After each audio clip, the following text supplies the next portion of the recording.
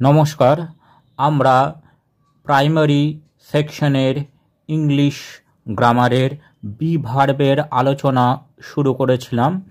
এর আগের দুটি ভিডিওতে আমরা প্রথমে বি ভার্বের উদাহরণ এবং তার ব্যবহার সম্বন্ধে জেনেছিলাম এবং দ্বিতীয় ভিডিওটিতে আমরা বি ভার্বের ওপর বেস করে কিছু ট্রান্সলেশন প্র্যাকটিস করেছিলাম। আজকে আমরা আরও কিছু ট্রান্সলেশন বি ভার্বের ওপর দেখে নেব। চলুন শুরু করা যাক। 1. বাবা হন। বাবা ইংরেজি ফাদার।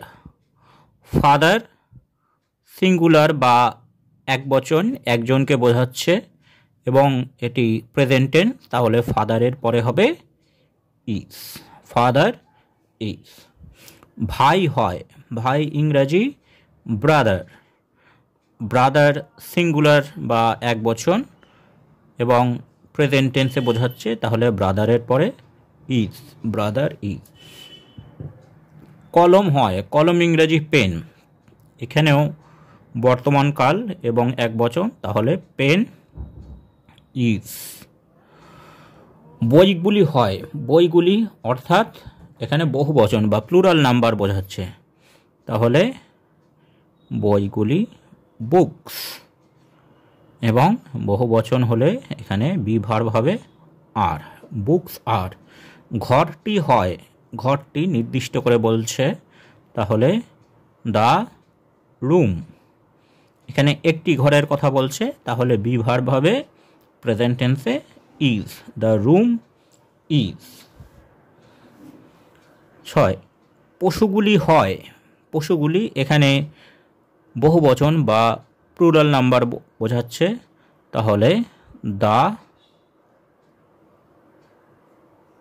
অ্যানিম্যালস এবং বি ভার্ব হবে আর। দ্য অ্যানিম্যালস আর। আমরা ছিলাম। এখানে ছিলাম অর্থে অতীতকাল বা পাস্ট টেন্স বোঝাচ্ছে।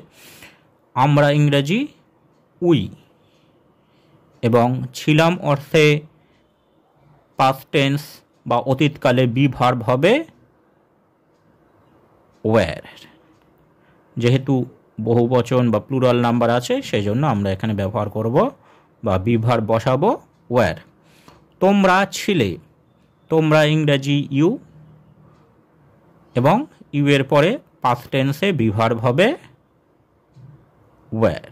You were. তারা ছিল। তারা ইংরেজি দে। এটি পাস্ট টেন্সে প্লুরাল বোঝাচ্ছে, তাহলে বি ভার্ব হবে দে ওয়্যার। আমার বন্ধুরা ছিল। আমার বন্ধুরা মাই ফ্রেন্ডস। এখানেও প্লুরাল বা বহু বচন বোঝাচ্ছে, তাহলে পাস্ট টেন্স বোঝাচ্ছে, সেজন্য বি ভার্ব হবে were. My friends were. Robin ছিল। এখানে একজনের নাম বোঝাচ্ছে, অর্থাৎ সিঙ্গুলার নাম্বার, তাহলে রবিন সিঙ্গুলার নাম্বারে পাস্ট টেন্সে বি ভার্ব হবে ওয়াজ। রবিন ওয়াজ। বাড়িটি ছিল। বাড়িটি নির্দিষ্ট করে বোঝাচ্ছে, তাহলে দ্য হাউস।